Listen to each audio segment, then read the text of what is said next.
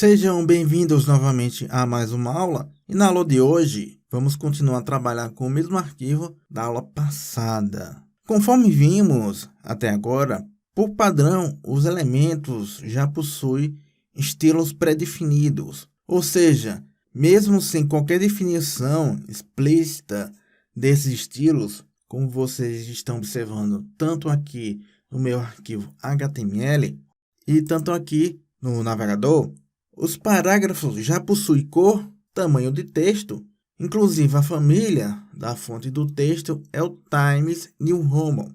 Só que em nenhum lugar do arquivo HTML eu defini esses estilos. Então, essa apresentação do parágrafo aqui é o seu estilo padrão.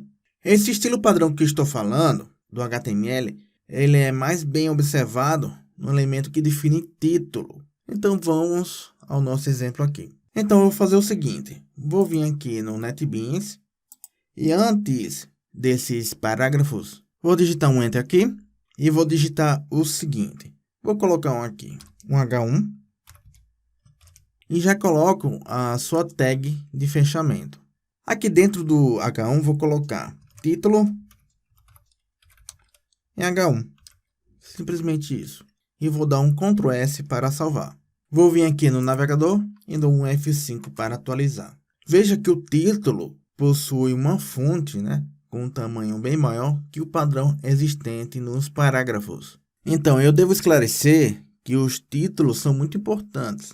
Por exemplo, eles são utilizados pelos mecanismos de busca, como o Google, Bing, entre outros, para determinar o principal assunto de que se trata o conteúdo da página. Então, fixem e guardem na cabeça de vocês que esse elemento é muito importante. Só que existem mais 5 tipos de títulos usados para subtítulos. Então, vamos voltar aqui no NetBeans.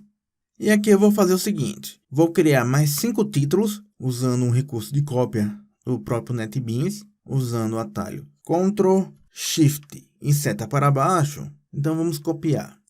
Esse aqui vai ser o título 2. Esse aqui é o título 3, título 4, título 5 e título 6. Pronto, temos os 6 títulos, Então, só vou alterar as cópias e eu vou fazer o seguinte. Esse aqui vai ser o título 2. Vou colocar aqui o 2 também. E aqui na tag de fechamento. Esse aqui vai ser o título 3. Vou colocar aqui um 6. Aqui também. E na tag de fechamento. Então, como vocês podem ver aí, nós temos 6 títulos que vão desde o H1 até o H6, sendo que o título H1 é o mais importante. Os títulos do H2 ao H6 são usados como subtítulos. Então, eu vou fazer o seguinte. Vou salvar essas alterações com o atalho Ctrl S e vamos lá no navegador para ver como é que isso vai ficar. F5 para atualizar. Então, veja que cada um dos títulos possui fonte de tamanhos diferentes. Isso é unicamente reflexo da sua importância no documento. É claro que normalmente não se deixa os elementos com sua aparência padrão e até é desaconselhado usar o estilo padrão de qualquer elemento em HTML. Só que mais à frente você entenderá melhor essa questão quando eu explicar o CSS, tá ok? Eu acho que depois da tag para parágrafos, a próxima mais importante e que sempre é usada é a tag de link. Nós até já vimos de forma superficial essa tag, só que agora iremos entrar em alguns detalhes. Então, eu posso praticamente colocar esses links em qualquer lugar do meu documento HTML, inclusive dentro de parágrafos. Então, eu vou fazer o seguinte. Vou vir aqui no NetBeans e aqui no início do parágrafo, vou envolver essas duas primeiras palavras pelas tags de link. Então, aqui no começo do parágrafo, vou colocar aqui a tag de abertura do elemento A. E no final da próxima palavra, eu colocar aqui a tag de fechamento. Então, vou salvar essas modificações e vamos lá no navegador.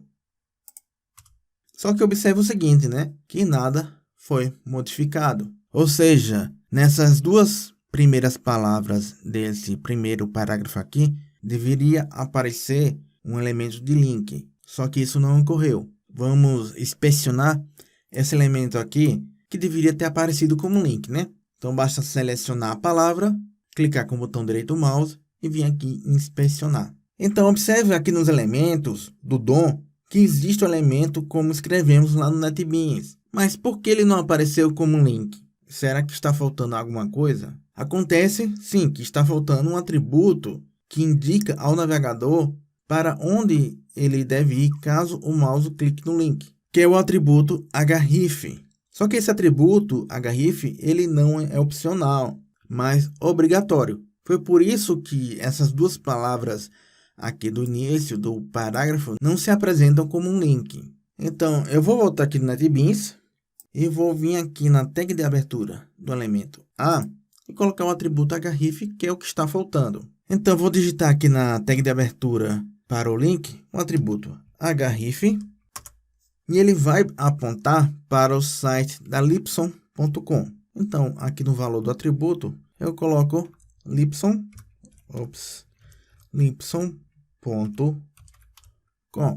Vou salvar isso aqui e vamos lá no navegador. Agora sim, as duas palavras se parecem com um link de verdade, né? Era justamente o atributo href que estava faltando. Então, vamos ver o que vai acontecer quando eu clicar neste link. Bom, como vocês estão observando, o link não funcionou porque existe algo de errado, né? Então, acontece que o link apontou como se fosse um recurso interno do meu site. Então, o que faltou? Então, entenda que o href ele precisa de uma referência completa para que o navegador entenda que o link não é um recurso interno de sua página. Então, a referência mais completa se chama URL. E a gente já viu isso em uma aula passada. Então, vou voltar aqui no NetBeans. Como eu acabei de falar, só está faltando aqui, para que essa referência seja completa, o protocolo, que pode ser o HTTP ou HTTPS. Então, vou passar aqui o seguinte. Vou passar o HTTP, 2 pontos e 2 barras. Agora sim, nós temos uma referência completa ao site da Lipson.com. É tanto que o próprio NetBeans está mostrando isso aqui no valor do atributo. Então, só que antes de voltar ao Chrome, vou mostrar mais um atributo muito utilizado, só que ele é opcional, chamado target. Então, aqui antes do href, vou dar um espaçozinho, vou voltar e vou colocar um target. E aqui no valor, eu coloco underline e o valor blank. Então, esse atributo determina como o recurso para qual o link aponta será aberto no navegador.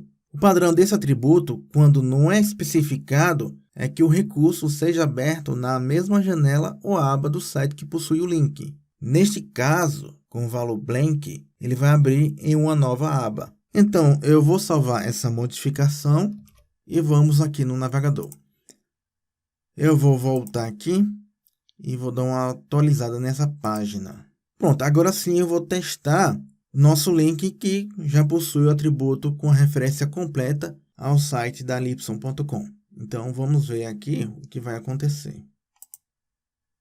Então, ele abriu o site, mas como eu falei, ele abriu o site em uma nova aba, e como era o esperado. Como o atributo target possui outros possíveis valores, só que esses valores são pouco utilizados, eu vou deixar na área de recursos uma referência para consulta sobre ele, ok?